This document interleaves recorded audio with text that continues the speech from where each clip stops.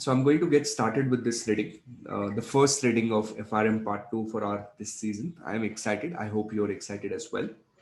The first reading of market risk, which is called Estimating Market Risk Measures, an introduction and overview. And this reading is truly an overview. There's nothing too technical here. Fairly basic concepts. Most of the stuff we've done at FRM Part 1, but I'm not going to assume anything. I'm not going to assume that you guys know everything. We're going to start with basics and then slowly build on to the concept. So if someone is attending this session thinking, oh my god, I don't remember concepts of FRM Part 1, that's okay. We'll try to touch base on all the basics which are necessary for this particular reading. Now, throughout the reading, as I told you, writing down is not going to be important. This presentation will be downloadable. However, what I'll strongly recommend you guys to get one of these things. Okay, so these post-its, and I find them incredibly useful. You'd find them, posted all over my office, my study in my house, every possible place I try and put them. They help you kind of recollect important stuff, periodically and with reasonable repetition. So if you come across some formulas, some concepts that you feel, I want to remember, just write them down on this. Keep them in front of you for a few weeks. Automatically, your memory recall will be better. Okay, so with this background, I'm going to get started. Let's build a little bit of basics here. Okay, let me just ensure my recording is on. Yeah, it is on. So of course, we're talking about market risk, and a market risk reading discussion cannot really be complete without talking about the concept of VAR, right? VAR. So our primary focus in this reading is going to be VAR and concepts around that. Now, how do you think of VAR, right? VAR is your value at risk. And how do you want to think of this is, you want to think of this as what can go wrong at minimum. Okay, so in the morning today, when I was preparing for your session, I was trying to think of a better real life analogy of how we can think of it. So I have an idea. I'm going to try and experiment if that works. Let's see how it works. Okay, so just give me a minute. I'm going to download a few images from the internet. So what you have on your screen is a bunch of school kids. Okay, and what the teacher is trying to do is he's trying to ascertain, he's trying to figure out, uh, what characteristics these school kids would have, like what is the characteristics of the school kids, uh, so that what profession they might eventually choose for themselves. So you're trying to basically uh, trying to figure out what profession or career choices they will make depending on what behavior they have. Now, of course, we are in a risk management class. Okay, let's assume these are different kids, not the same one. So we are in a risk management class. So teacher is not concerned about the good ones, right? Teacher is not really concerned about uh, teacher is not concerned about the ones who are going to have a great career. He's concerned about the ones that he's worried of, like the ones who are probably going to make wrong career choices. Okay, so let's start thinking of the good career choices first. So imagine these bunch of people. They have decided to become, I don't know, doctors. Okay, so these are the guys who've chosen to be doctors. These are the guys who've chosen to be, and they want to work as, come on, give me something, astronauts. And these guys would probably want to work, probably want to be entrepreneurs. So let's say they would like to do their own business, uh, and in this way. Okay, now teacher is not concerned about this, right? These are, the acceptable to society type of professions. So that's okay. These are going to be lawyers. What teachers are really concerned about is these bunch of kids on the left, where they feel like they would probably make wrong career choices. Okay, so let's say this particular kid, he might become a, what do you, give me something interesting. He might become a he might become a, let's say, petty thief. Okay, that's not very ambitious, but let's say that's what it looks like. uh, and this girl would become, give me something, let's say she has inclination to, she might become, let's say, a robber. Okay, and extreme case, okay, extreme case, maybe we would have like extreme extreme criminal tendencies, let's say really really extreme, like extreme criminal behavior. Let's say this guy would become, give me an extreme criminal behavior, murderer. I would say there's something serial killer. Okay, I let's have, let's have a serial killer here, Ted Bundy like. Serial killer. Is there anything more extreme than that? Anything more extreme than that? Terrorist maybe. I would say, let's say this gentleman is exhibiting a short seller behavior. Let's say he's a hedge fund manager. He's a hedge fund manager, short seller, or at least that's how society looks at these people as of now. So let's say these are all the types of criminals that we're looking at. Okay. Now, the way I want you to think of VAR, and I think the reason why I thought this example would work is because the way you want to think of VAR is basically this guy. Okay, so when we, every time that VAR number is floating, every time that, and and I hope this video of this class never reaches to this kid, or these kids. They they probably hate it. But think of VAR as this guy, right? It's the borderline of the intense left side, right? This is where everything starts. So that's how you want to think of VAR. VAR is not the extreme scenario, right? When we keep on talking about VAR, we say this is the amount of loss we'll have. Does it mean that's the maximum loss I'm going to have? This is the most amount of loss I'm going to have? No. So at given level of probability, at given level of probability, this is the borderline. So my losses could actually be way more than that, but this is like the beginning of the worst. So therefore you'd hear terms like this. So you'd hear sentences like VAR is the best case scenario, right? And it's kind of strange. Who would call VAR, who would call VAR as the best case scenario, right? How come petty thief, could be a best case scenario? So VAR is the best case scenario in the tail. In the tail. What does it mean? It means if you do enter the tail, and we're thinking that these guys are the tail here, then out of serial killer and the short sellers and robbers and all those guys, maybe petty thief is better, right? So that's why we say if you're going to be in the tail, then VAR is going to be the best case scenario. Is this making sense to you?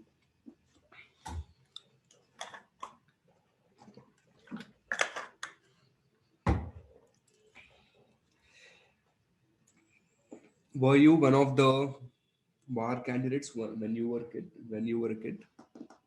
In fact, we do have a kid in the class, but his name is so fancy. Never going to be able to pronounce it. Thank you for that. Prasurgio. It's fair enough. Should we put in risk management here? What do you guys think? What about FRMs? Should we put them on the left of? Serial killers. You decide that for yourself.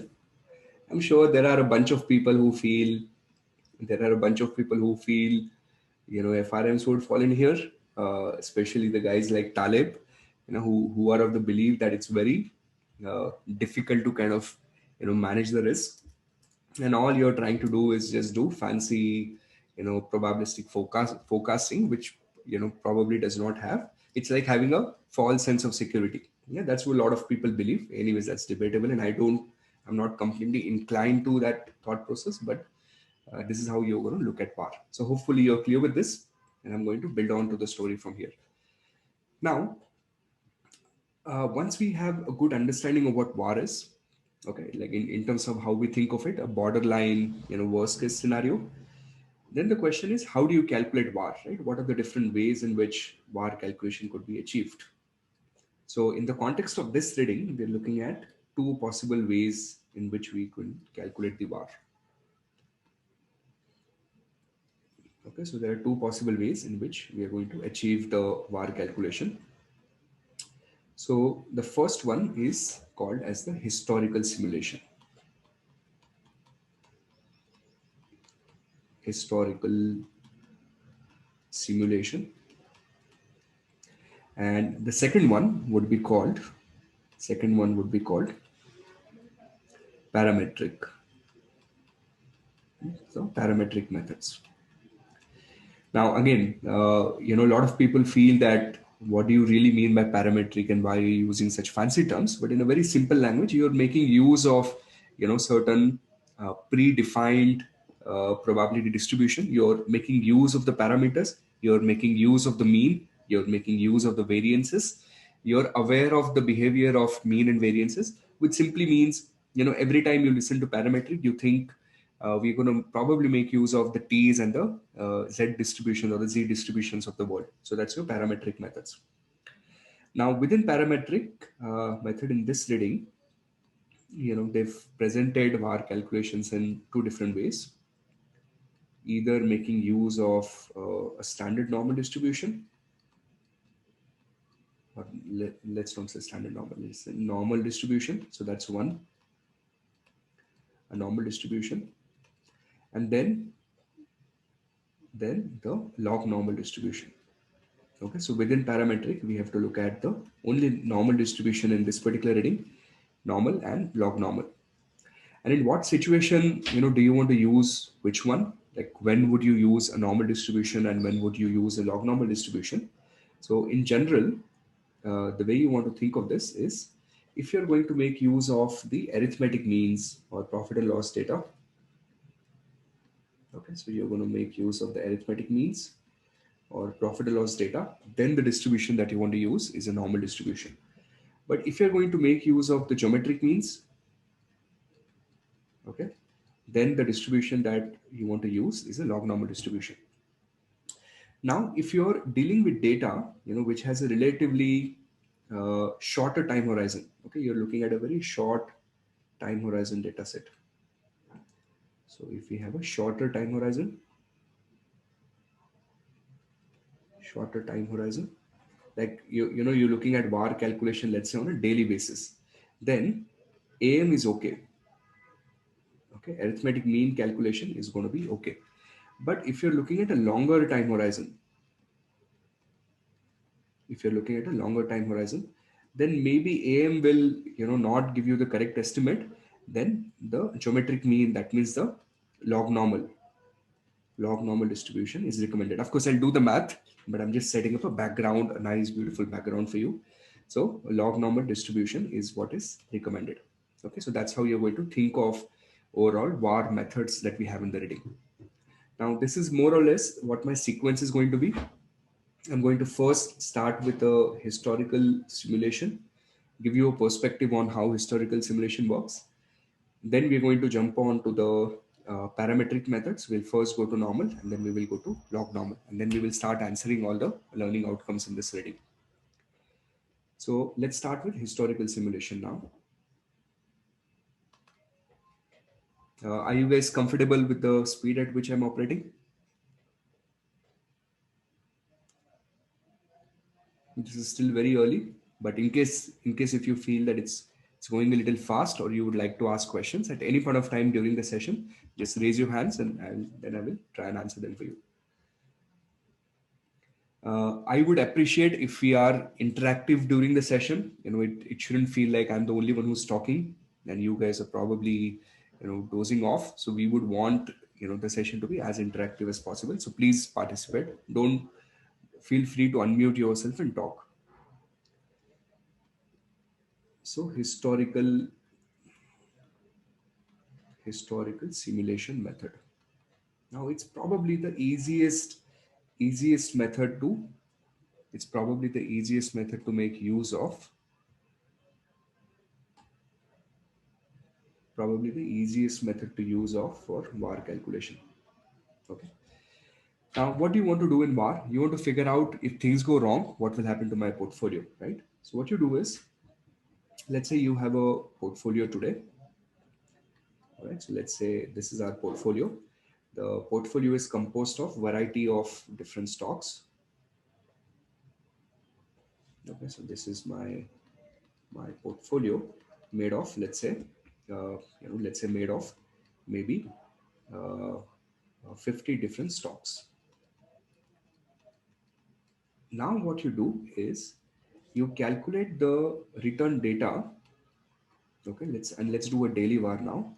So you calculate the daily return data, okay, for let's say last 200 days. Daily return data for last 200 days.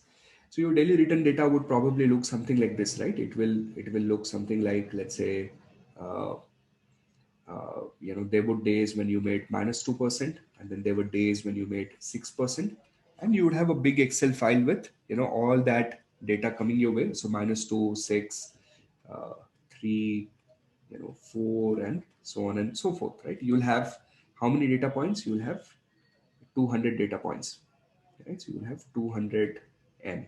N is your 200. Now, once you have got your daily returns, in step number 2, what you want to do is arrange them. Okay, arrange them from lowest to highest. Arrange them from lowest to highest. So what you want to have is you want to have the worst return first. For example, now let me make up a few numbers randomly. So let us say there was a really bad day in these 200 days when you had a return of -12%. Okay. And then the next worst was -7. Okay. And the next one was, let's say, -5. And then we had a -3. Then we had a -2.5. Okay. And then we had, minus, let's say, 1.9. And then we had -1.8, and so on. And how many such observations we have? We have, okay, I'll have to give you a few more. -1.8, -1.7, -1.6, -1.55, -1.5, -1.4. It gets a little boring now for me. 3 and 3, 6, 9. Okay, fair enough. That's good enough. And then, of course, then we have up to total 200 observations. Of course, some of them would be positive returns as well. So we arrange them from lowest to highest. Then let's say we want to do a 5% daily VAR. Okay, so daily is the time period for which you're doing the VAR calculation. So it will tell you on a daily basis how much you can lose, and 5% is the probability that you're going to use. Okay. So when we say 5% daily VAR, what you want to do, and now this is the critical step, so listen to this carefully.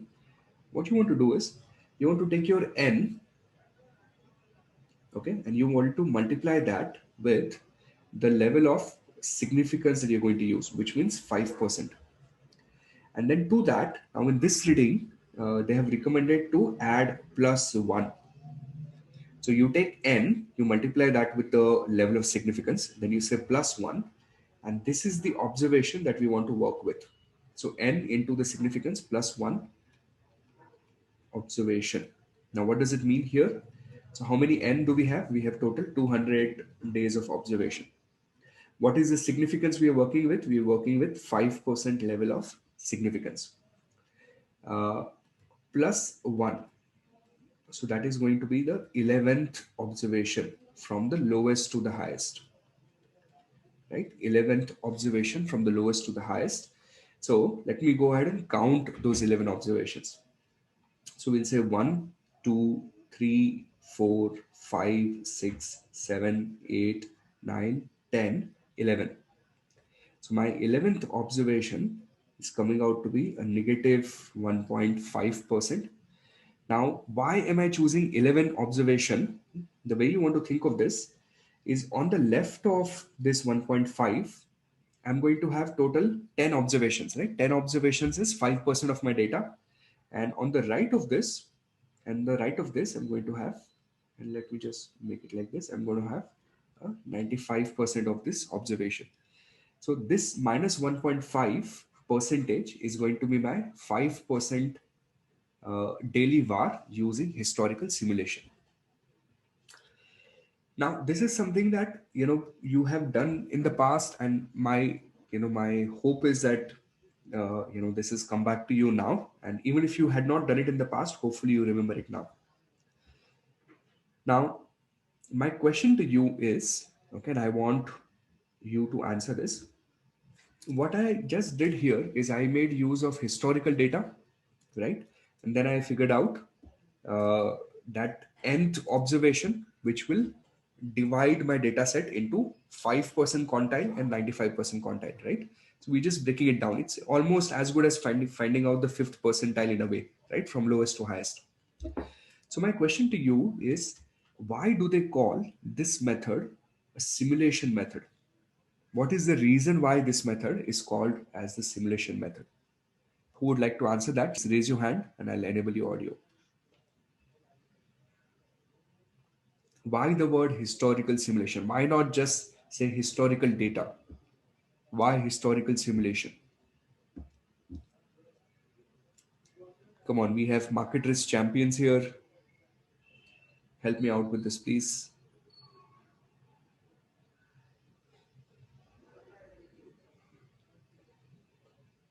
Who's going to answer that?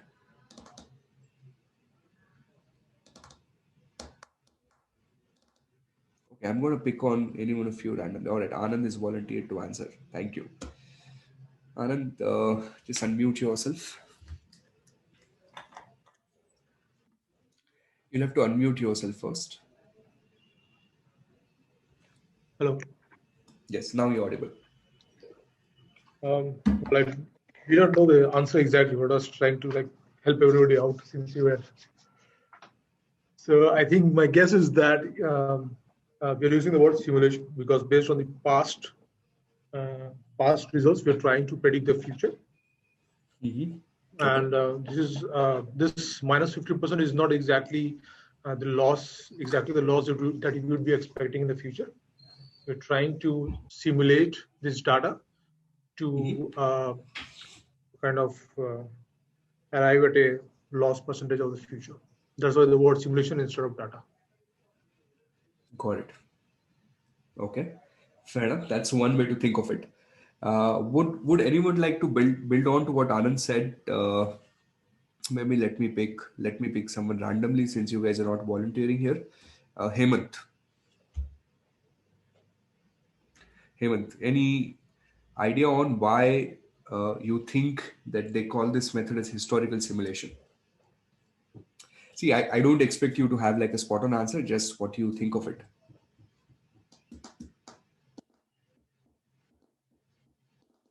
Okay, all right. So I'm going to give the answer, but I'm hoping that you guys participate a little more actively going forward. See, why is it called historical simulation? There's a very important thought process here, and listen to this carefully. Let's say today. Okay, so I'm going to write today, and this is 200 days ago. Okay. Now, 200 days ago, I had a portfolio. I had a portfolio, which had, let us say, 40 stocks plus, let's say, 10 bonds. All right. And today I have a portfolio with, let us say, 50 stocks. Today I have a portfolio with 50 stocks. Now, if I look at my actual if I look at my actual returns for last 200 days, so these are those 200 days, right? Now for 200 days, if I take actual returns, these actual returns are calculated on which portfolio? 40 stocks plus 10 bonds, or they're calculated on 50 stocks? Like if I look at actual return of my portfolio, are they going to be calculated on, let's call this portfolio A and let's call this portfolio B, so it's easier for you to answer. Are they going to be calculated on A or B, the actual returns? Come on, just pick one. Just put A or B. Of course, they're going to be calculated on A, right? When I'm computing my, when I'm computing my portfolio returns, I know what portfolio I'm going to have 6 months from now or 200 days from now? No, I don't know that, right? So my actual returns of the portfolio were computed based on what was my true portfolio at that time. But my portfolio of that time is not the portfolio that I have today. So what I'm going to do is I'm going to ask myself, one important question, and that question is, I'm going to ask myself a really important question. And what is that question? That question is, what if? What if? What is that what if? What if, what if, what if I had same 50 stocks that I have today? What if I have same 50 stocks in my portfolio, right? The portfolio that I have today, what if I had the same 50 stocks in my portfolio 200 days ago, right? And then what would have been daily returns? Let me simulate that. Then what would have been, my daily returns? So I need to figure that out. And then I need to arrange that data. And then I need to do the subsequent math, right? This is very important in terms of, how you want to think of VAR. Because if you end up using actual return, you're making a mistake because you're calculating returns of some other portfolio to calculate VAR of some other portfolio, right? So this is the data that we don't use. We don't use actual returns. We use a simulated return, but with historical data. If I had the same 50 stocks in my portfolio 200 days ago, then what would have been my daily return? And then these are the returns. Then these are the returns that we're going to use. These are the returns that we're going to use here, right? And then we will do our VAR computation. Okay, so that is historical simulation method for you. Uh, if you've understood this, let's have a command word for your class. If you understand something, and if I ask you, have you understood, you can answer me by giving me a yo-yo on the box. Okay, and the number of yo-yos would be a function of how well do you understand that concept. So if you understand that well, you can throw in 10-15 yo-yos. If you feel okay, fine, I get it a little bit but not completely, you can just give me, you can be a little miserly there, and you can just give me a single yo-yo.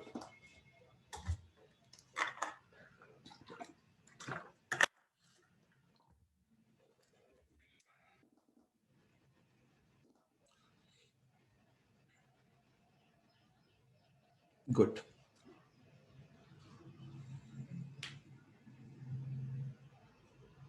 And in general, when you're putting something on the chat box, it's a good idea to use panelists and attendees drop down, so that even other people are, listening to or reading your comments. Unless and until you have a secretive thing to say, then you can just choose panelist. All right, so with this, historical simulation is out of our way. Okay, now let's jump on to the next type of simulation.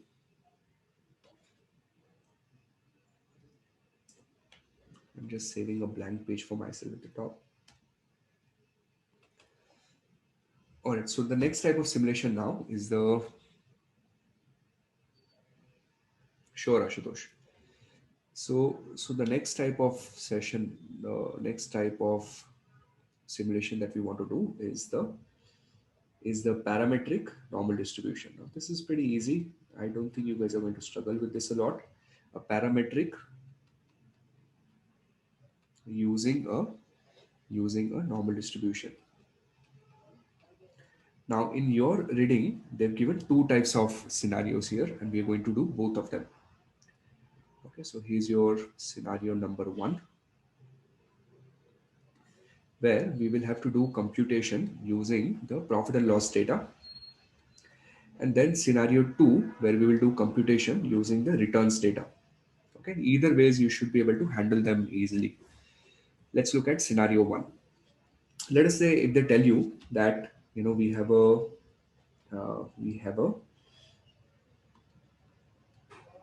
expected, uh, okay, we have a value of portfolio.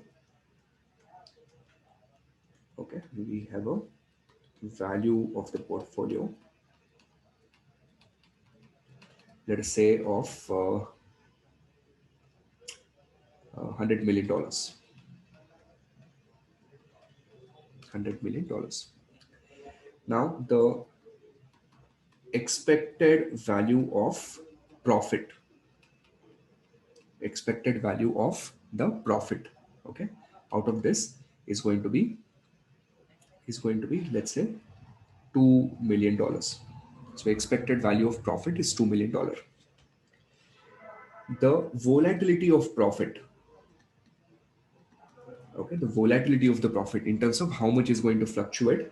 And let me go a little crazy with this, and uh, let's say the volatility of the profit, let us say, is going to be equal to the $3 million. So we have value of the portfolio, we have expected profit, and then we have volatility of profit of $3 million. Now, based on this information, they will say assume normal distribution. And of course, that's where a lot of things fail in practice. But let's say they will say assume normal distribution and calculate a 95% or a 5% VAR, okay, for whatever interval it is. Now, this is relatively easy. We have done this earlier at FRM part one. So I'm going to give you a few seconds to play around with this. Okay, maybe a minute. See if you can calculate this. Uh, if you're not able to do it, we'll do it together. Come on, I've got three answers so far. How about uh, Undrak? Undrak. I hope I'm pronouncing your name right. Rohit, Abha, Hemant, Anand. Come on, where is your calculators? Bring them out.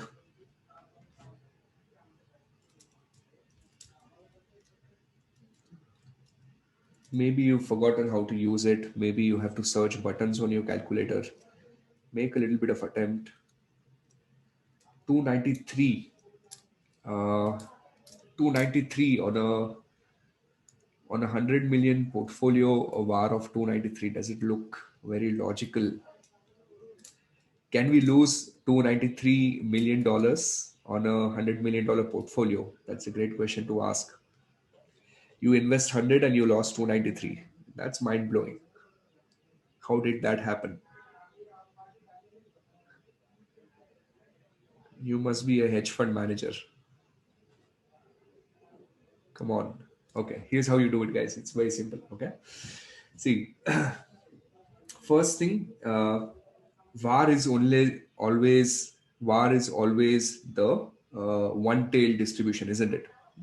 So VAR is one-tailed, which basically means when I want to look for my relevant critical value or the Z value that we find in the table, what we want to do is we want to break down 5% on this side, and we want to get 95% on this side. Okay. Now, since it's our first class, I'm going to go easy on you. We are going to look up a table. I know you guys know it, but I'm still, going to search. Now, I know you know how to do it, and my intention is not to hurt your ego. It's just that my intention is to make sure all of us are on the same page. Okay. Now, what we want to do is we want to leave out 5%. We want to leave out 5%. So my probability distribution is a little bit like this. 5% is the probability that I need on the left hand side, right? This is the left hand side. Especially for people who are confused with left and right. I know this world could be a miserable place for you, but left is this side. So uh, we want to have 0.05. That's what 5% is, right? 0.05 on the left hand side. So let's go and start searching for it. 0.05, 0.05, 0.05. Where is that? Where is that? Where is that? It looks like it's somewhere here, isn't it? Right? 0.05 or 0.049. So we don't have an exact 0.05, but it looks like it's somewhere here. And this is going to be a critical value of 1.6. And which column is this? Either 4 or 5. So I'm going to round it off and I'm going to say it is going to be a negative 1.65, right? That's the value we want to use. So we don't want to use the value of 1.96. Some of you use that, right? I could see in one calculation, someone used 1.96. Why do you not want to use it? Because 1.96 would have been correct had you been looking for 2.5% on each tail, So if you want to do a two-tailed thing, and if you want to leave out 95 here and you want to have 2.5 here, then it's okay to use that 1.96. Let me show it to you. So let's search for 0.025, 0.025. Okay, and 0.025 is coming in here, right? So that would be minus 1.96. But this you use if you're doing some sort of a confidence interval, right? Here we don't want to do that. Here we want to leave out, we are dealing with VAR. So you're leaving out entire loss. You're just concerned about the left tail. So this is not what you use. This is the one that you use. Okay, hopefully you've understood this. So we're going to use 1.65. Now, 1.65 is the relevant critical value for me. So let me plot that here. Now, the mean of this distribution is a profit number. So you want to be really careful with this. So this is the profit of 3 million. And we want to move 1.65 sigma values on this side. So my final answer is going to be a 3 million profit, 3 million profit minus, because I want to move on the left hand side. So 3 million minus what? Minus 1.65, which is the critical value, multiplied with the standard deviation of sorry, my profit was 2. I made a mistake. This was 2. So this is 2. This is 2 million. And I want to start with 2 million. 2 million minus 1.65 into the standard deviation of profit, which is going to be 3. So my answer will come out to be negative here. Okay, let's see how much. So my answer is going to be 2, 1.65 into 3. My answer is going to be a 2.95, a negative 2.95. But with the convention, because we follow a convention, we know that VAR is a loss, right? So what's the convention? We know that VAR is a loss, and therefore the convention is that we don't use a negative sign. Convention is that we drop the negative sign. Convention is we drop the negative sign. And if you're going to drop the negative sign, then what's your final answer? Your answer is going to be just 2.95. This is your final VAR calculation.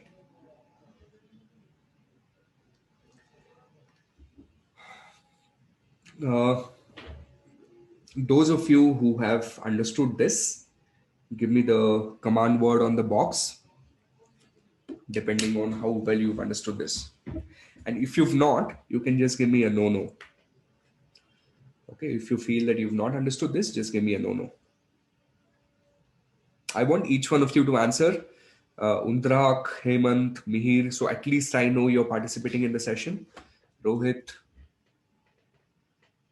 come on, it's a small class. All of us have to be active. Okay, good. Now this is one scenario. All right. So this is one way of doing it. Is there any other way of doing it? Of course, yes.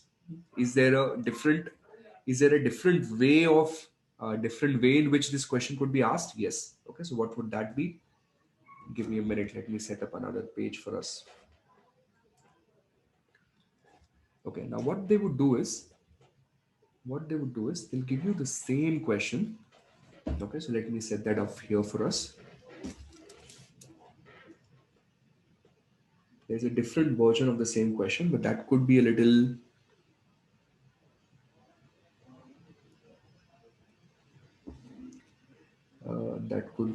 different.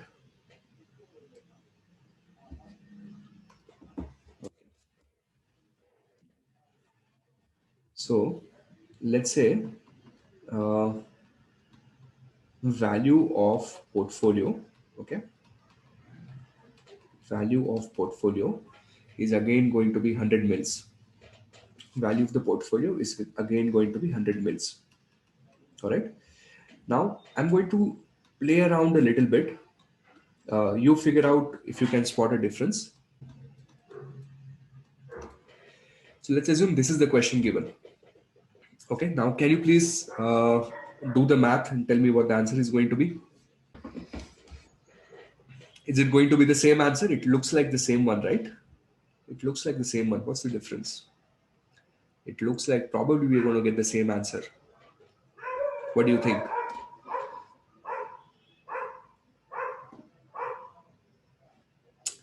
The answer is no. Okay, and why is that?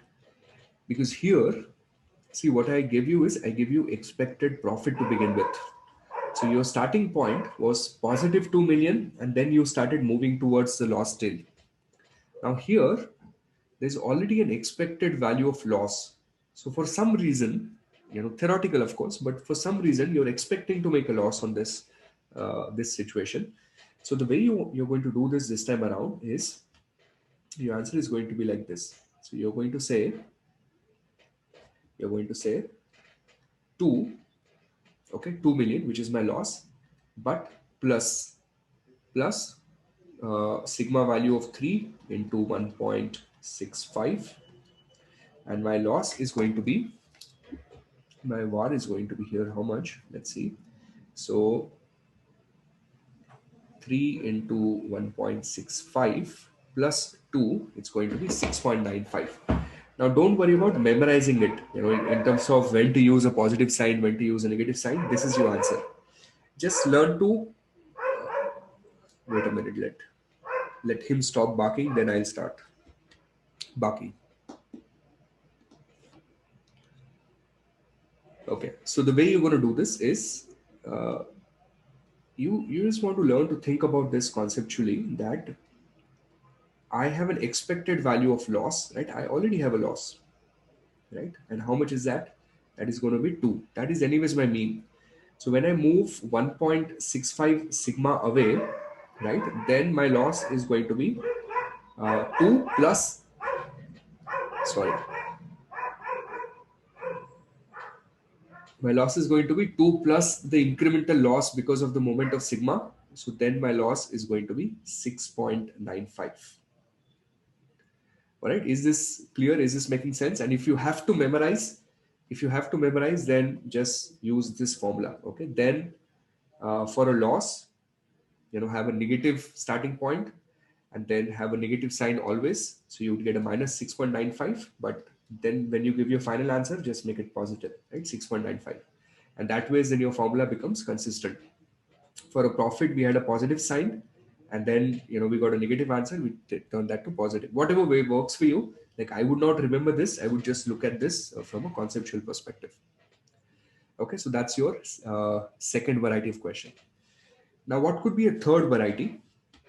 Uh, what could be a third situation here? So let's deal with that. Let us say we have a value of portfolio of 100 mils,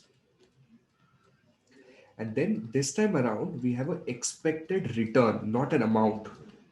Look at the difference between the two. That's where some of you got confused. Here I give you an amount with a dollar sign. Here I'm giving you expected return of, let's say, 2%. Expected return of 2%. Then a standard deviation of expected return, or a sigma of expected return. Let's keep that as 3%. And then I will ask you for a 5% or a 95% bar. Okay. So the way now you want to do this is same. You would say, okay, fair enough. Let me start with the mean value, okay, which is 2, and then minus 1.65 into 3%. So 2% minus 1.65 into 3%, you will get minus 2.95 percentage, and you will say, okay, now 100 million into 2.95 percentage, following the same convention, quoting the number as a positive value. So my var is going to be $2.95 million. So either you quote your var in percentage, acceptable, or you quote your var. So either you quote your var like this.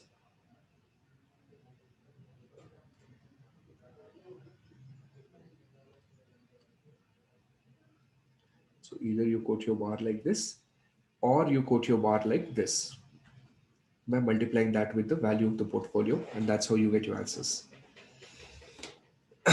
Understood now? The three scenarios in which these kind of, and this is too easy to be honest for FRM part 2, but we just warming up to the course. Guys, is this okay, not okay?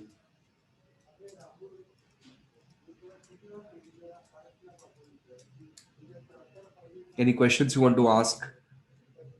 Raise your hand, ask. If there's anything that's not making sense, feel free to ask.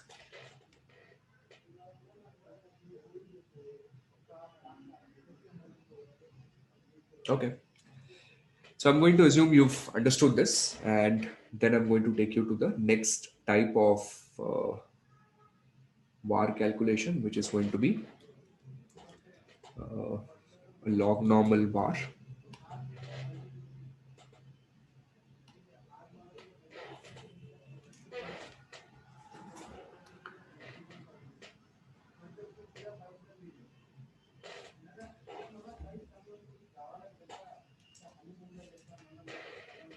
Okay.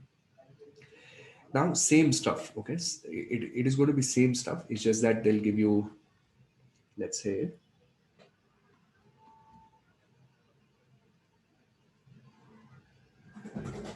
value of the portfolio. Again, 100 mils. Then a geometric return. Okay. A geometric expected return of the portfolio. Geometric return of the portfolio. Let us say, let me make up something. Let's say, okay, I'm going to stick to that same 2%. Okay. And then a standard deviation with the same geometric return calculation of 3%. And then they will say calculate a 95% or a 5% bar. Okay. So how are you going to do it? So here's how you're going to pull it off. The logic is same. You want to do e raised to what is the return? The return that we have is 2%, right? So 2% minus 1.65 into 3%. So e raised to 2% into 1.65 into 3%. And this is going to be multiplied with 100, which is the value of the portfolio. And then since you want to have a loss, so you want to deduct that from 100 again. Okay, now I don't remember this formula. I just made it up on the spot. And my thinking is like this. This is how I'm thinking. My exponent will most probably come out to be a negative number, right? Let's say something like e raised to minus 3% maybe. So when I will solve for e raised to minus 3%, I will get 0.97. When I will multiply that with 100, it will tell me how much the value of the portfolio will reduce to. So it will probably get 97 mils. And since I want to know the loss, I'm going to deduct that from 100. So when I will do 100 minus 97, I will get 3 mil or something like that as my final answer. Okay. So let's see if we can do this. Uh, uh, if you guys don't know how to do it, you can do this along with me. So first, you're going to do 1.65 multiplied with 3 percentage. Now make that number negative and say plus 0.02. So this whole exponent term, this is going to come out to be, so let me also write it down here for you, into e raised to, this is coming out to be a negative 0.0295. Okay. And then say second e raised to x, and this number now becomes 0.97. So this will be 100 minus 100 into 0.9709. And then I multiply these two, so it becomes 100 minus 97.09, and that eventually gives me my var. As a positive number, which comes out to be 2.9069. So this is how you're going to solve the log normal var, where just you're going to use continuous compounding. Easy. Do you think you would be able to do sums like these?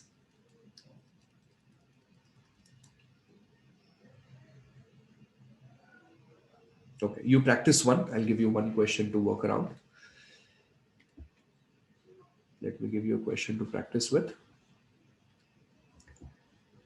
Let us say value of the portfolio. Let's say is 500 mils. Right? Now expected geometric return. So geometric is the hint for you to figure out that you want to use a log normal distribution. So expected geometric return, let us say, is 6%. A standard deviation, let's keep it at 8%. And then what you do is you do a 5% var using normal or log normal distribution. Okay, get started. Tell me what's your answer.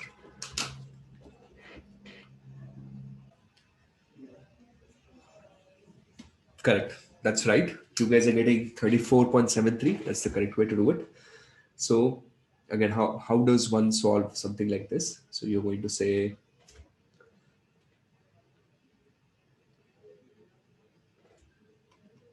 500 minus 500 into e raised to expected return is 6% minus 8% into 1.65, and when you eventually do the math, you do get 34.7345. 34.7345. Right? That is your log normal var answer to the second question. Last session, the first concept that we started working on was the concept of value at risk. And if you remember what we discussed in value of risk, we discussed that there are two ways in which we could calculate, or at least that's what the reading presents us here. So one way of calculating value at risk is the historical simulation, or we could do the parametric methods. Within parametric, we looked at the normal distribution, we looked at the log normal distribution. Then we discussed in general, if you're looking at a shorter time horizon, it's okay to use AM, arithmetic mean. If you're looking at longer time horizon, you want to use the geometric mean. Then we jumped on to the concept of historical simulation. The formula that we looked at was n into your level of significance plus 1th observation. So if you have 100, 200 observation, 5%. So we're looking at the 11th lowest observation here. That's your historical simulation. Then we also understood that the reason why we use the word simulation is because we are essentially running a what if scenario, right? What do you mean by what if scenario? Whatever is the portfolio that I have today, if I had the same portfolio maybe a year ago, then what would have been the returns for the previous 365 days, right? That's why the word simulation comes into play. Then we jumped on to the parametric normal distribution. We said either the calculation could start from profit, right? And if it starts from profit, or it could start from loss. Either ways, you should be able to figure out how to get your VAR. But it could also start from percentage. And if it starts from percentage, then this is how you would be expected to do the math. So we discussed a little bit on different type of VAR methodology calculations or calculation methodologies. Then we jumped on to log normal. This is how we did the math. This is how we calculated. We did a couple of examples on log normal VAR calculations. And my guess is that's where the session ended, right? This is what we've done. Now, in today's session, we would specifically try and answer some of the learning outcomes. The first learning outcome is this one, which says estimate VAR using the historical simulation approach. Now, generally, one good rule of thumb to study is, look at the command word of the learning outcomes. Okay. That generally gives you an idea of what is expected out of you. Though I've seen GARP doesn't stick to the command words, but it just gives you a good idea in terms of how you want to prepare. So when they say estimate, it means you should be able to handle calculations as well. Now historical simulation we've already discussed. This is the formula. You guys have done practice examples on this, so I'm not going to spend too much of time. Now there are a couple of theory points that I want to take you through. Just give me a minute.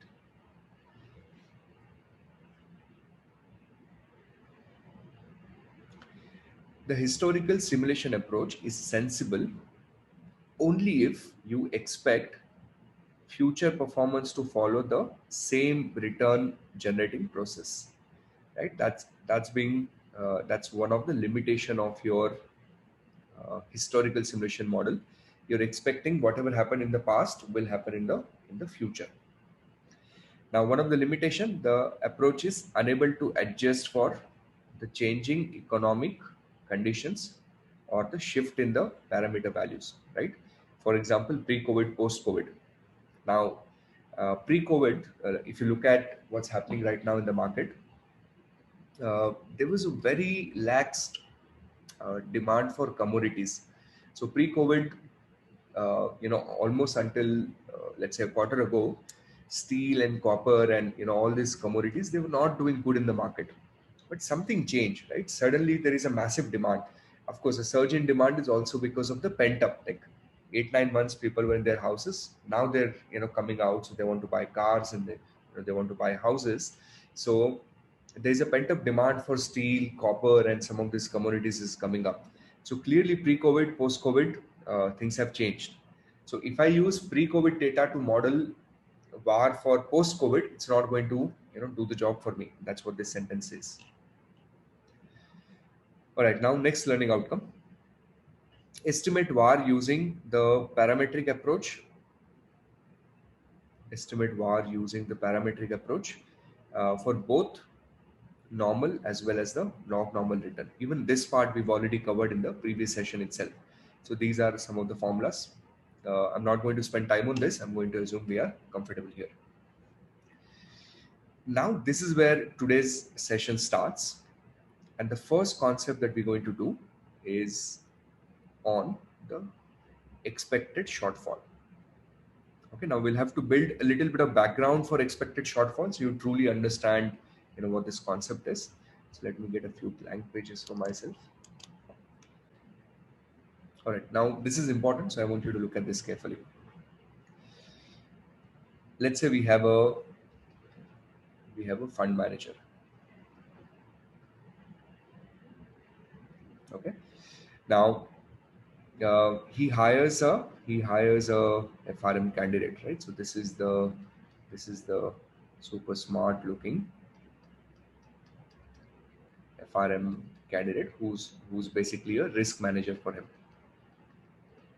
Now the fund manager doesn't understand the risk management world so well. What he knows is, let's say he has a portfolio of 100 mils, okay, and it has some data. Now he says, can you please do your risk management logic and tell me, what can go wrong? So the risk manager says, he says, sir, uh, your 5% monthly VAR, 5% monthly VAR, let us say is, let me make up something, let's say $8 million. He says, sir, your 5% monthly VAR is $8 million. So fund manager says, what does it mean? Like, what do you mean by a 5% monthly VAR? So the risk manager says, and this gets very interesting here. Risk management says, he says, sir, uh, there's a 5% probability. There's a 5% probability that that this month your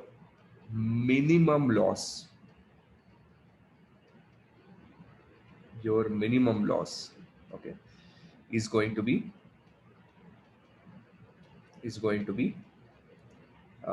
$8 million. Now, emphasis on the word minimum loss, right? At minimum you're going to lose $8 million. And now the fund manager is really, really scared. And think of it, this is for obvious reason, because uh, at minimum you're going to lose $8 million, right? So the fund manager says, uh, what do you mean by at minimum? If 8 million is minimum loss, if it's minimum loss, then how much do you expect? Like, what is your expectation? If 8 million is the minimum, right? Because remember what we discussed, VAR is like the borderline, VAR is like the best case scenario in the tail. So how much do you expect? So the answer to this question is the concept of expected shortfall. And this is what expected shortfall really means. This is what this means, that how much do you expect? So we can calculate something called as a expected shortfall. Now it's a fairly easy concept. Okay. Now the way you want to think of this is, let's assume our data set is following a normal distribution. Okay. And to the best of my skills, let me draw this normal distribution. And let's say, what we've done is we have 5% probability left here, and here the value that we get is negative 1.65. Is it correct? If I leave out 5% on the one tail, I will get negative 1.65. Now this negative 1.65 is VAR. All right. What we want to do is we want to say, okay, fine. Negative 1.65 is VAR. I'm leaving out 5%. Can I try to get some sort of an average of the values that I have in the tails? Okay. Can I get some sort of an average of the values that I have in the tails? So instead of using 5%, you can come and say, let me have n of maybe 4%, right? So I'm going to leave out 4% here, and I'm going to leave out, let's say, 3% here, and I would leave out, let's say, 2% here, and I would leave out, let's say, 1% here. And can I find out corresponding Z values for, 4, 3, 2, 1? So here what I'm doing is I'm taking the tail, and I hope you guys are appreciating what I'm trying to do. I'm taking the tail and I'm breaking it down into small pieces. Now here my assumption is I have taken n is equal to 5. So when I take n is equal to 5, I break down my tail. So tail is broken down. Tail is broken down in 1, 2, 3, 4, and 5. So broken down in 5 pieces, but you have to take 4 values. Okay, so when you take n is equal to 5, you have to take 4 values. N is called the slicing, right? And does it have to be 5? No, it could be 10, it could be 50, it could be whatever. But here I'm just keeping it simple. N is equal to 5. And then what we want to do is we want to find out what is the corresponding values for 4%, 3%, 2%, and 1%. Now, we can easily get these values in the table, and I'm going to show you how to get those values. So here now we have to go and search for 4%. So 4% is going to be a 0.04 situation. You guys help me out, please. 0.04. So we have 3 up to this point, 4.02 and 0.03. So maybe I will take this value. I mean, it should be some sort of an average of these two, but let's just take this. So what is this going to be?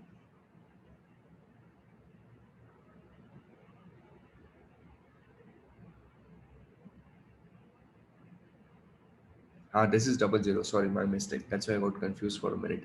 I have to look for 0.04. Okay, 0.04 is actually here. 0.04 is here, not here. My apologies. This is 0.00. So 0.04 is going to be minus 1.7. This is the row, and this is minus 1.75.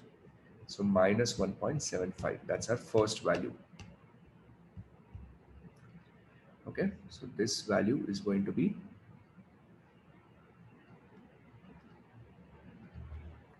minus 1.75.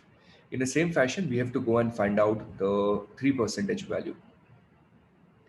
Okay, we have to find out the 3% value. So we have to look for 0.03.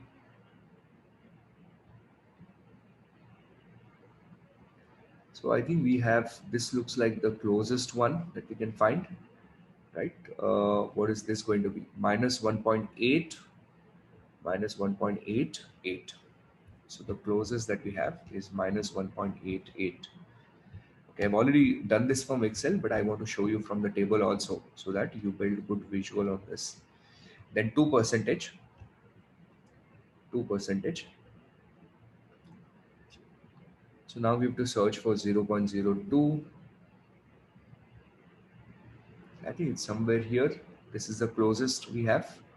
So this is going to be minus 2.05. So minus 2.05, that's our next value. Minus 2.05.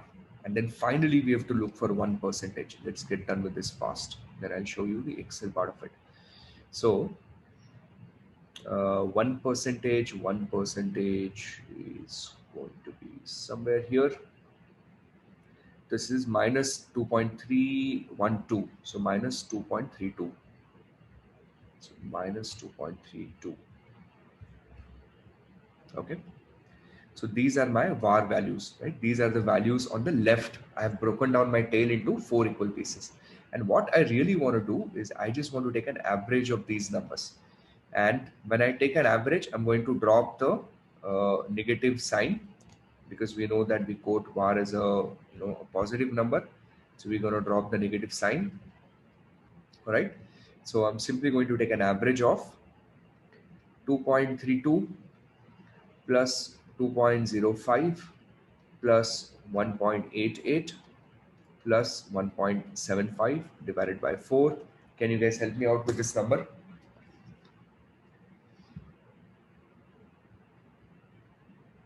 2.32 plus 2.05 plus 1.88 plus 1.75 divided by 2.32 plus 2.05 plus 1.88 plus 1.75 divided by 4. This is going to be 2. So 2 is going to be my expected shortfall. This is my expected shortfall. Okay, what was my VAR? My VAR was 1.65. But what is my expected shortfall? Expected shortfall is going to be 2. Now, what is the weights that we use? We use an arithmetic mean, right? We use an arithmetic mean. Now, arithmetic mean is nothing but, and this is an important word, and I want you to listen to this very carefully. Arithmetic mean is nothing but, what we've done here is we have used, okay, what we've done here is we've used and equal weight. Okay, so to every value we've given the same weight. To every value we've given the same weight. Okay, same weight to 2.32, 2.05, 1.88 and 1.75. Right, keep that at the back of your mind, because there will be a new concept that will kind of not have an equal weight. So we'll see that later on. Okay, now how to do this on Excel? It's really simple. Okay, so let's see the method to pull this off in Excel. So what you want to do is you want to get the Z value, right? You want to get the Z value. So let me give you expected shortfall. Let's keep this at 5%. Okay.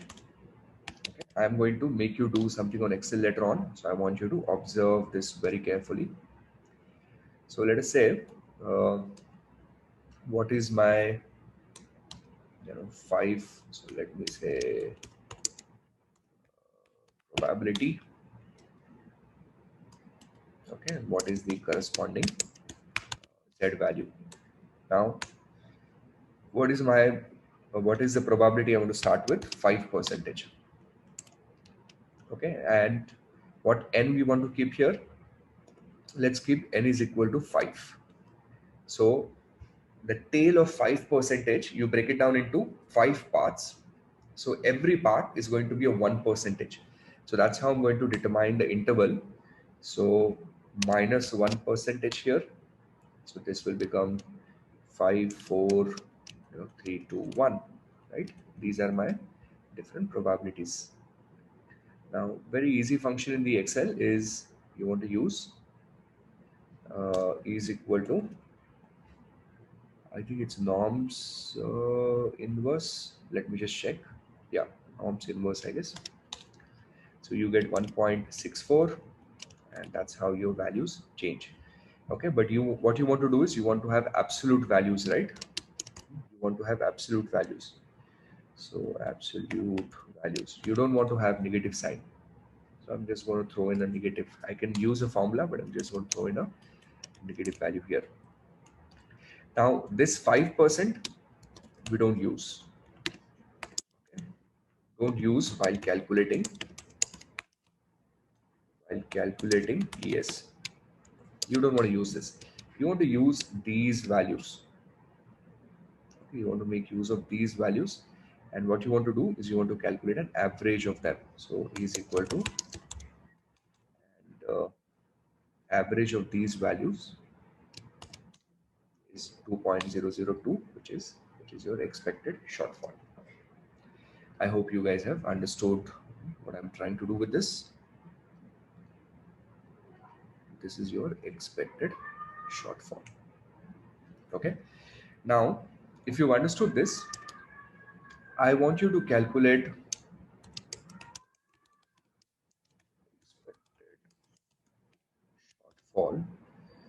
I'll upload this into the reading page. If you've understood this, I want you to calculate expected shortfall Okay, same 5%, but have 10 intervals.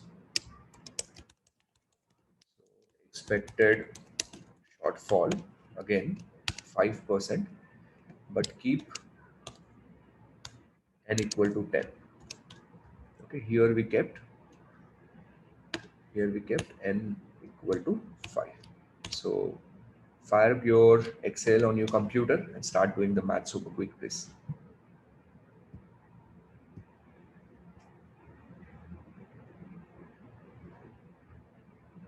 Come on, everyone, do this on Excel so that you learn better, you'd enjoy the concept a little better. Keep your n is equal to 10. I'm getting three separate answers from three people. Jyoti is given 2.02. Abba is given 1.95. Anand is giving 1.98. All right, I'm going to do this now. So again, please watch. So the probability, and then we will have uh, the Z score. All right, now your N value is 5. N value is 5. And your interval, sorry, N value is 10. And your interval is going to be equal to 5% divided by 10. So that is going to be half a percentage. Your interval is going to be of half a percentage. Now you start with 5%, and then you would say is equal to negative norms inverse probability, and you get 1.644, right? Now that's your bar value, right? That's your bar score. Now this is your bar. Now you want to start moving one interval down, and you want to do about 9 values for this.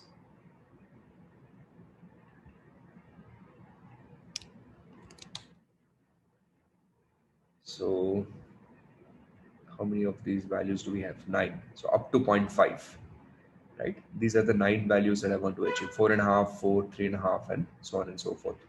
And then calculate Z score for each one of them. Now once you've done that, then this number here is going to be your var, and these numbers here, you want to take an average of them so that you get your expected shortfall. So let's figure out what the average is. So I'm going to simply make use of an average formula for all these numbers here, and that's going to be 2.02497. Here we had 2.00028. Here we have 2.024929743. Now, can you please do the same stuff but N20 now? Okay, there's a point that I want to prove, of course. Expected shortfall 5%. Keep N is equal to 20, and come on, do the math super quick, please.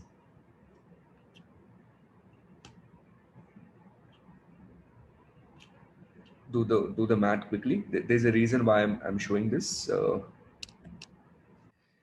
if my N is 20, I want to have 19 observations.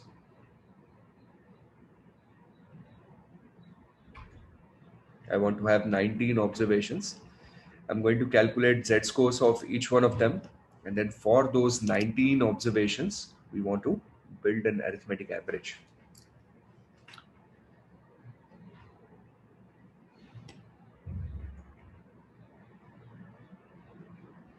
An average of these values. Let's see how much do we get. So is equal to average of these 19 values. I'm getting 2.039745. Okay, so now let's build a summary out of it. Summary. So here we will say the tail slicing. Okay, for 5%, expected shortfall. 5% expected shortfall, tail slicing. Either we slice them in 5, right? We just slice them in five parts, or we slice them in 10 parts, or we slice them in 20 parts. And then expected shortfall value in each of the cases. And what is your guess? Is your expected shortfall going to increase, or is your expected shortfall going to decrease? As you slice more and more, and that's really the point that I wanted to prove here. As you start slicing more and more, what do you think happens to your expected shortfall? Yes. So let's go and map those numbers at each of the places. So here it was 2.0002. Here it was this number, and here it was I forgot to change the sign. Give me a minute. Let me throw a negative sign here. Okay, good. So that's your summary. Okay, so 5, 10, 20. And what it means is, as n increases, ES increases towards something called as a true theoretical value. As n increases, ES increases towards something called as a true theoretical value. And what would be a true theoretical value? I've put that in my presentation here. It is 2.063. This is a true theoretical value of 2.063. So 2.063,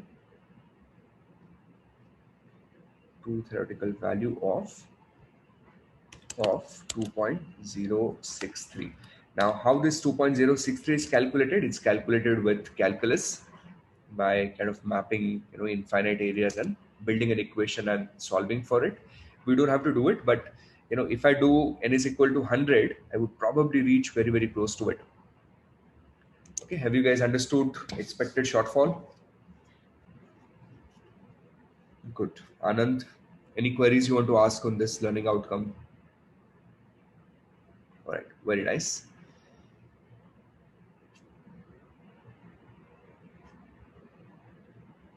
Okay, so I'm moving on now. ES is out of our way. I've also put in some screenshots in your notes, so that it's a little easier when you're revising through. But again, just if you know how to do it in Excel, it will be a little easier.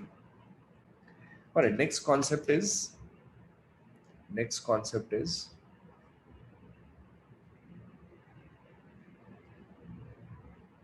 the coherent risk measures.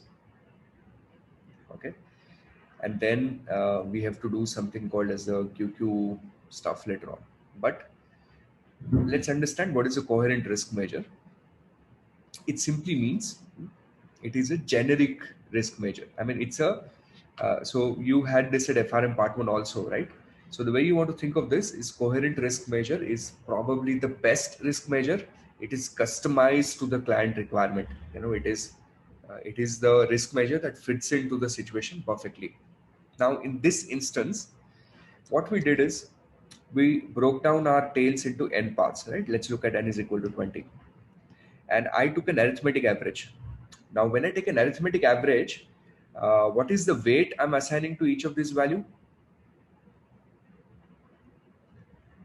The weight assigned to each of these values is the equal weight, correct? I'm assigning same weight to every value. But just think from a client perspective, right? Or think of our fund manager here. Now, fund manager makes a loss of 1.66. Okay, fine. That's a little manageable. But a loss of 2.80, fund manager would be really scared, correct? So the weight that should be assigned to a particular loss should be a function of the risk aversion of the client. Risk aversion, that means what is the risk taking appetite of the client. Some clients will have a higher appetite, some clients will have a lower appetite.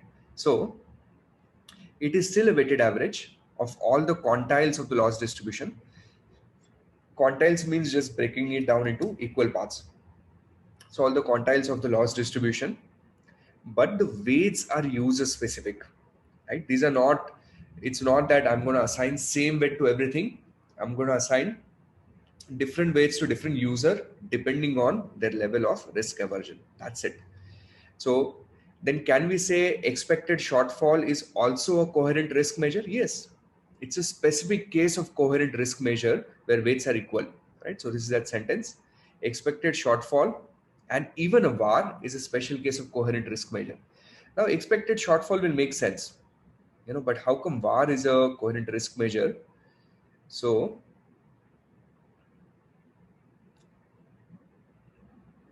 here in expected shortfall, what we did is,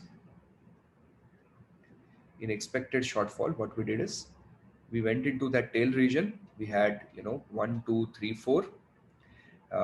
So here we had 4%, 3%, 2%, and 1%. And what we did with this is we assigned it a weight of 25%, 25%, 25%, and 25%. So we took these 4 quantiles, we assigned them a weight of 25%. But all other quantiles, there could be a lot of different quantiles, right? So all other quantiles, and doesn't have to be necessarily in tail with coherent risk measure. All other quantiles, we assign them a weight of 0%. Okay, so therefore, even an expected shortfall is a coherent risk measure, but it's a specific case of coherent risk measure. So this is the ES scenario. Now, what would be the VAR scenario? So in a VAR scenario, again, VAR scenario, we had a 5% situation where we had, a score of 1.65, right? 1.65. Now, what we're doing in a VAR scenario is we are assigning 100% weight to this, and then all other quantiles, right? Every other data point here, we are assigning it a weight of 0. Everything gets a weight of 0. Only 5% gets a weight of 100. So therefore, both VAR as well as expected shortfall are a special case of coherent risk measure. Can you give me a confirmation on the box if this is making sense?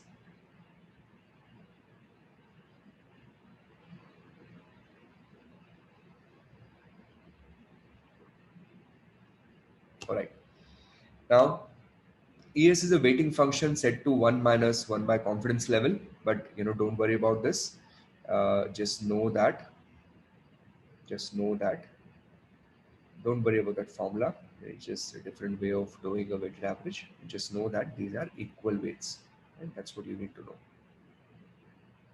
Equal weights. Equal weights. Now, these 2 sentences are super critical, so we're going to try and focus on them. Under ES, we go to the tail region and we divide it into equal probability sizes.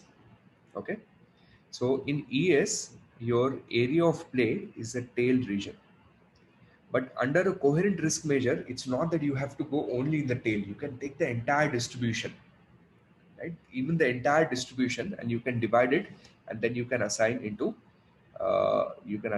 into some sort of a weights. Okay, so 2 points, potential theory but testable. Here we are operating on the tail region. Here we are operating on the entire distribution. Then one more high value sentence. A coherent risk measure is more sensitive to choice of n than the expected shortfall, but will converge to risk measures true value for sufficiently large number of observation. Now the first sentence, there could be some theory questions around it. So who is more sensitive? Is it the expected shortfall or is it the coherent risk measure? So your answer is coherent risk measure. It's more sensitive to the choice of n. The larger the n you have, the closer you're going to reach to the theoretical value. All right, so this learning outcome is out of our way now. The next learning outcome, where we'll have to do a little bit of mathematics. This is, I would say, probably one of the two technical learning outcomes in this reading, this one and the next one. Evaluate estimators of risk measure by estimating their standard errors. Okay, so the focus of this reading is on standard error. Now, everything that you ever calculate in statistics, I'm going to need a blank page here.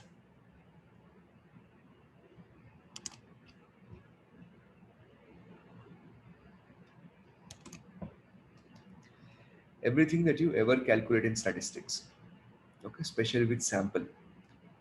So, for example, in FRM part 1, you guys did basic regression, right?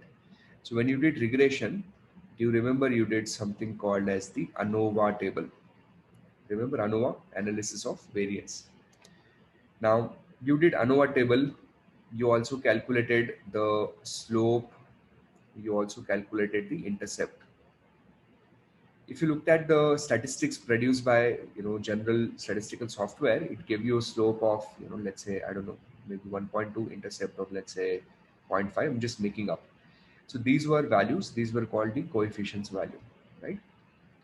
Remember, coefficient values were always accompanied by something called as a standard error, right? And there was a standard error here, and there was a standard error here. Now, depending on what is the standard error value, you would determine that whether a slope coefficient was usable or not. So if you look at only 1.2 in isolation, it doesn't mean anything, because maybe this number is 1.2, but maybe it's a useless number. Maybe the error is too large, so you cannot rely that number so much. So what you want to look at is, you want to look at the standard error associated with it. Now we can have two situations. Imagine, standard error is a really low number, 0.0007 something. Then that's a great news. Why is that a great news? That means that your slope coefficient is a reliable number. Slope coefficient is reliable. All right. In the same way, if your if your coefficient turns out to be, if your standard error is a crazy, let's say 1.15 times, okay, then it's a standard error that's a high standard error.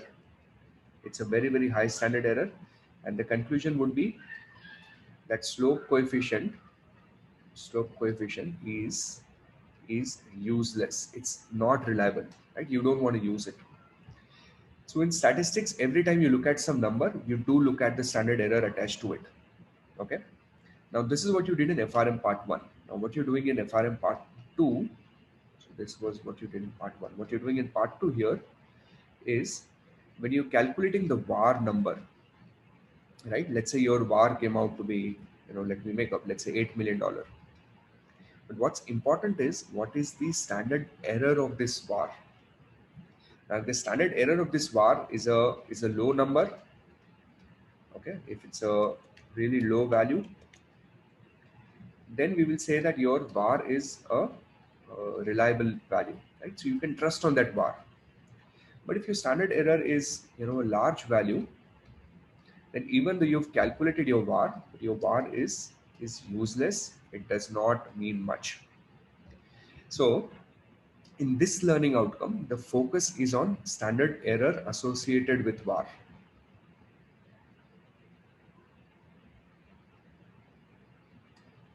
What happened to the slide? So in this learning outcome, the focus error is on standard error associated with risk measures. Okay, so estimators, for example, VAR, will be less precise if they have large standard errors. And if you have a large standard error, then you end up having a wider confidence interval. So again, what does it mean? So typically, how do you calculate a confidence interval?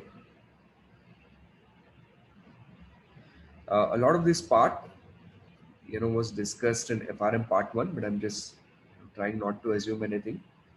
So the confidence interval is generally calculated as some sort of a point estimate. Typically a point estimate is something that you've calculated with your sample. You say plus and minus. You will have a critical value. These critical values you get from the tables multiplied with standard error. Now, when the standard error is a large value, then you're adding a very large number and removing a large number from point estimate.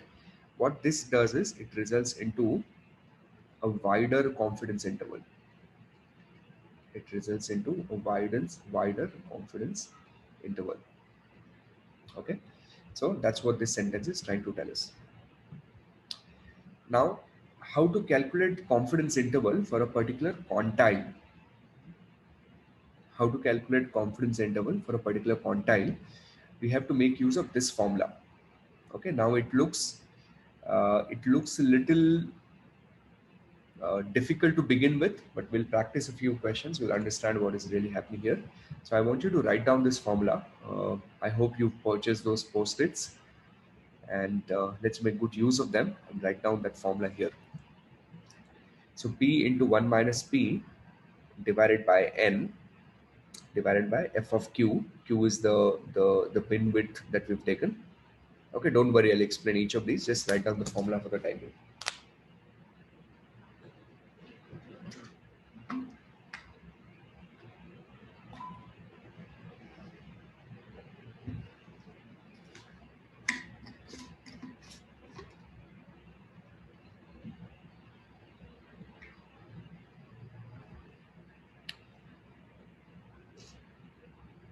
Write down the formula for standard error and the confidence interval along with it. Have you give me a confirmation once you've done that? Don't take screenshots, write. Please don't take screenshots, write. That's how you would get opportunity to internalize the concept.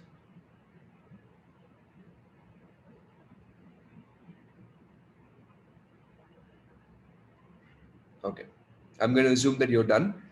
I'm taking you to an example that I've constructed on this, so you'd really understand what's happening here. Okay, what we want to do is we've calculated a simple var.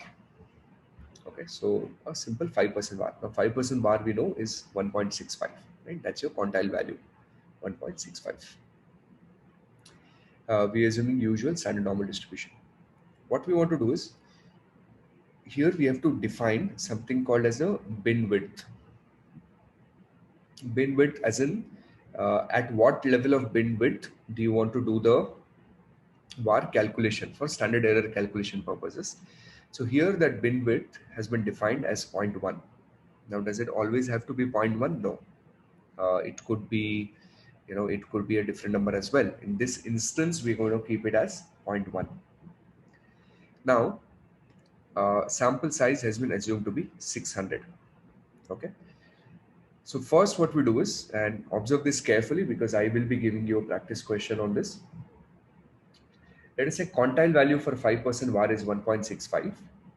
We want to move on both the sides of 1.65. Your bin width is 0.1. So if your bin width is 0.1, that means if 1.65 is here in the center,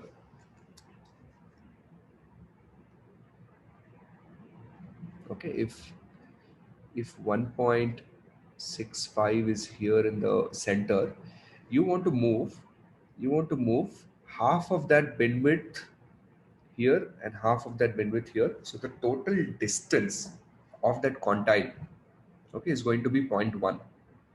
So which means if I want this white region, this entire white region here, okay, that I've highlighted, if I want this to be 0.1, then I will have to break it down into two parts, 0.5, 0.5 on either side. So when I break it down into two parts, I have 1.7 on this side and I have 1.6 on this side. Now that's how I define my bin width. And this is necessary for me so that I can calculate the standard error. Okay. So 1.7, 1.6. Now what we do is we go to the probability tables, okay, and we try and find out what is the probability on the left of 1.7 negative. So I've already done that for you. That is 4.45 percentage. What is the probability on the right of 1.6 negative? So that is 94.52 percentage. These you can find very easily, right? Any probability distribution will do it. So then I want to know what is the probability in between in this region, right? So how would I calculate probability in this region? So I will say the total normal distribution, if I assume to be 100, so 100 percentage minus 4.45 percentage, 4.45 percentage minus 94.52 percentage, 94.52 percentage. So once you've done this, you get the probability here of 1.03 percentage. This is your f of q, right? The total area under the curve for that bin width for that quantile, 1.03. This is your f of q. Now, once you've got your f of q, then here's how you're going to start doing the maths. So then you're going to say standard error is going to be equal to 4.45, which is this probability, multiplied with 1 minus 4.45, right? The entire right hand side. This divided by 600, only the numerator is under root. Okay, only the numerator is under root, divided by 1.03. What is 1.03? That's the f of q, right? The frequency of that quantile, or the area, cumulative area under the curve for that distance. And then you got your standard error to be 0.8173. And once you got your standard error, then your quantile value of 1.65. Okay, you're trying to build a 90% confidence interval.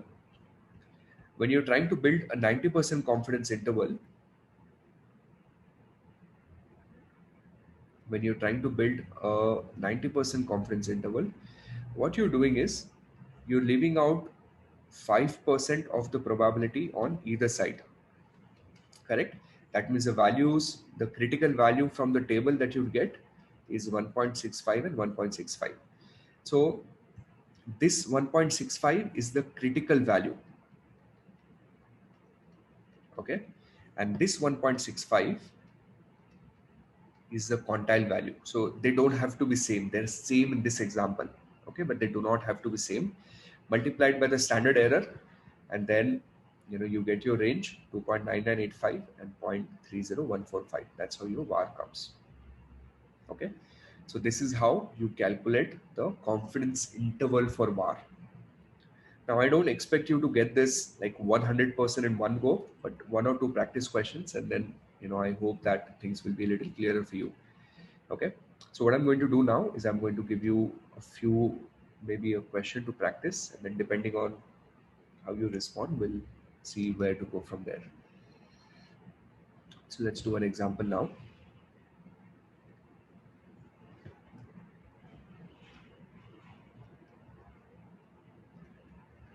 One more example.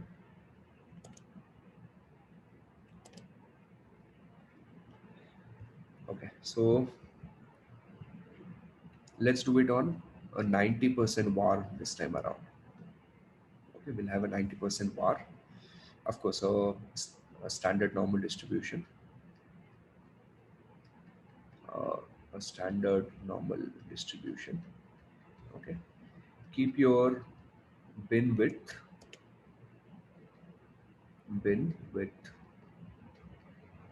of how much do you want to keep it? Let's keep it at 0.2. Let's give it a really large bin width.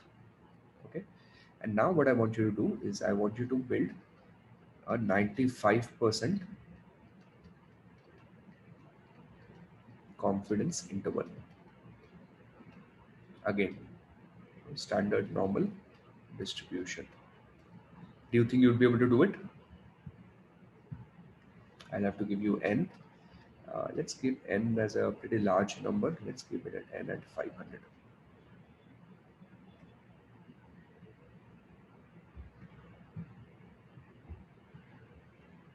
Okay, come on, pick up, see if you can solve this. Once you understood, then we'll move on to the next concept.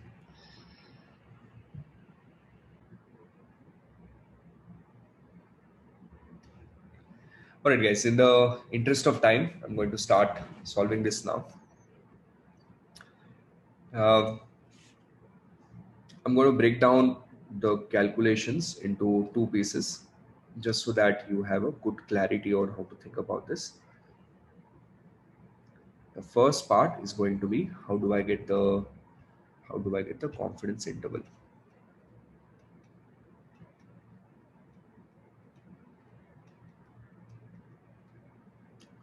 Confidence interval. To get confidence interval, we're going to need 90% bar first. Okay, now I would suggest you guys be with me on this so that in case if there was a conceptual flaw, we can fix it now. So how do I get a 90% var?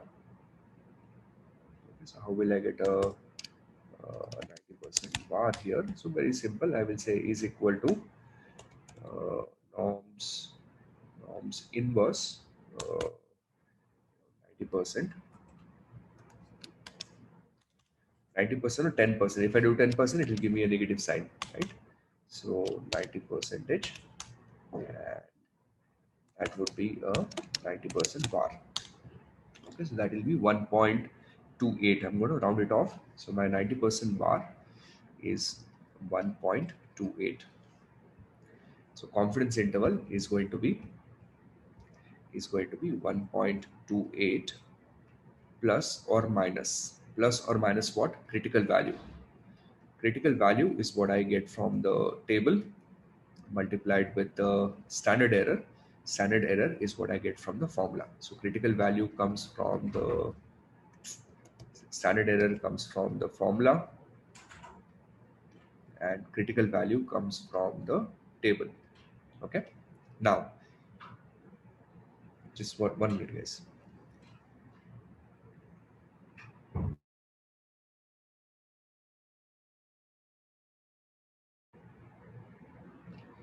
Okay. Now, how do you get the values from the table, right? So if I draw a normal distribution, I want to have what confidence interval? I want to have 95% confidence interval. If I want to have 95% confidence interval, I'm leaving out 2.5% in each tail, right? So that means my critical value is going to be this point.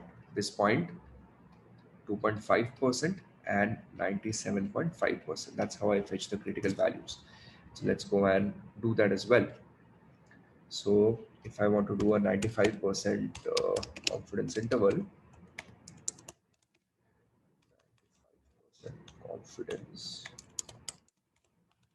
interval, then the critical value that I'm going to fetch is equal to same formula, norms inverse, probability 2.5% or 97.5%, right? Same stuff. So that's going to be 1.9599. So I'm going to round it off to 1.96, which means this is negative 1.96 and this is positive 1.96. So most of the pieces are being solved. This is going to be 1.96. Only thing that's left now for us is to get the standard formula, standard error formula, and standard error formula is going to standard error calculation, which is going to come through the formula, right? So let's go to standard error now.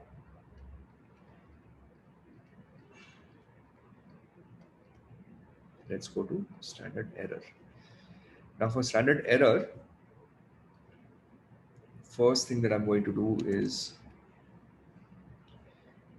again draw a normal distribution.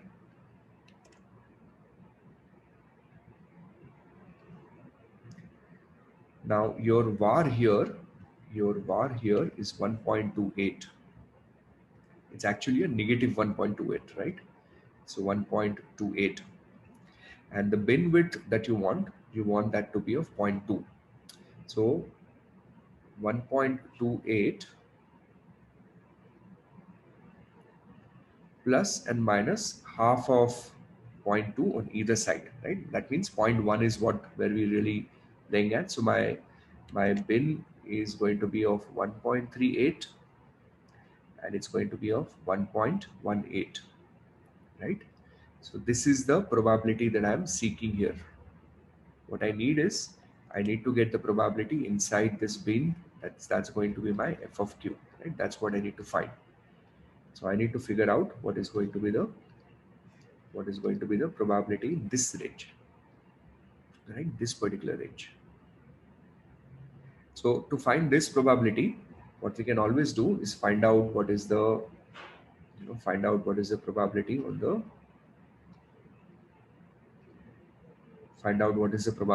the left of negative. All of these are negative values, by the way, right? So find out probability on the left of negative 1.18. So I'm going to make use of the same Excel file. I'll call this a standard error calculation.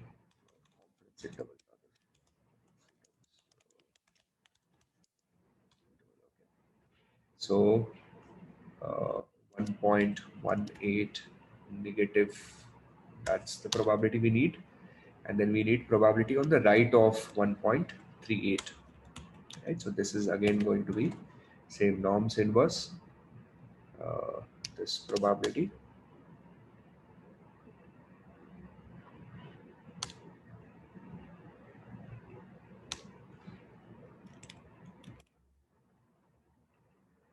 Should also be negative 1.38 is equal to norms inverse. Sorry, now not norms inverse. Now we'll have to do norms dist. Norms dist.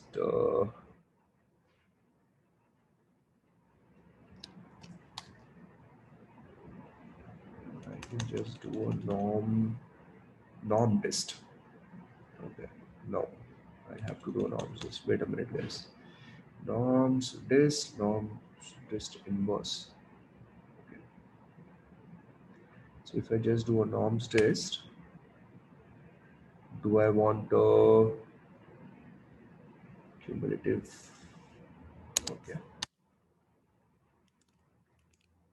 fair enough. So now here I want probability on the right hand side. So I'm going to keep this as 0. Sorry, I'm messing some formulas here. This is correct. Okay, this number, let me make it. Okay, so I'm going to suggest say 100 minus this number. Fair enough. This will do the job.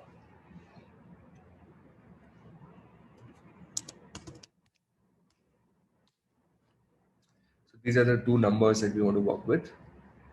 Apologies for stupid errors.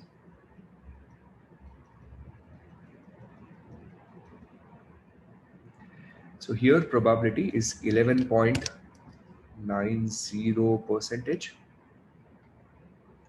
So let's go to our table and write down this is 11.90 percentage. And on the right of 1.38, we have 84.60 percentage. So 84.60 percentage. So here 100 percentage minus 11.90 percentage minus 84.60 percentage. Let's figure out how much is that.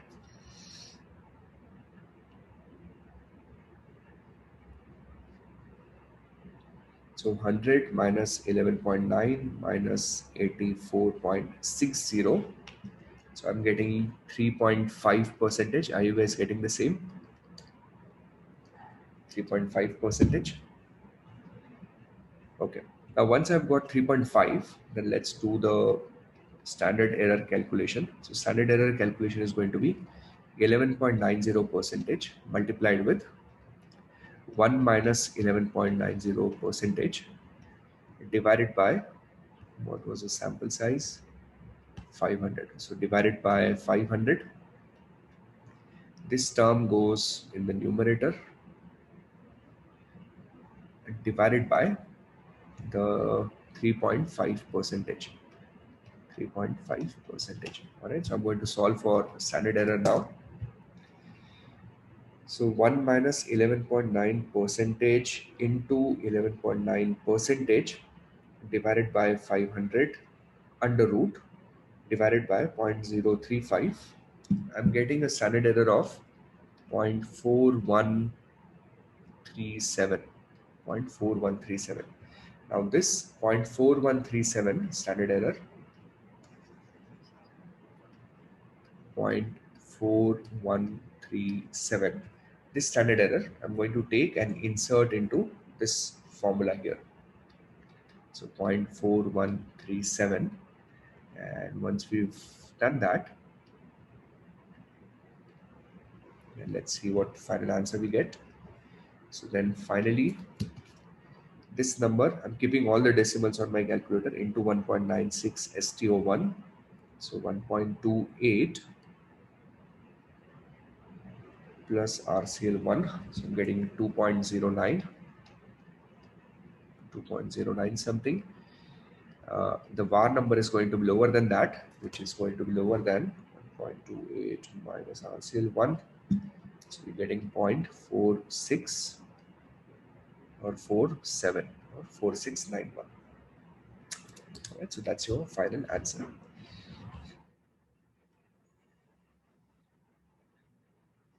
How many of you got this thing right?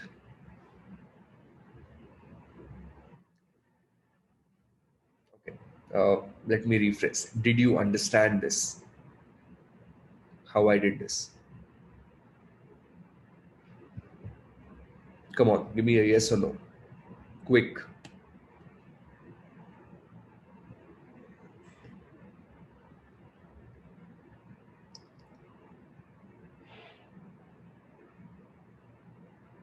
I'm going to leave both the examples in the presentation. I don't think the calculation is testable, because generally standard error formulas are weird, and standard error everywhere. Okay, standard error formulas are the weirdest formulas on the planet.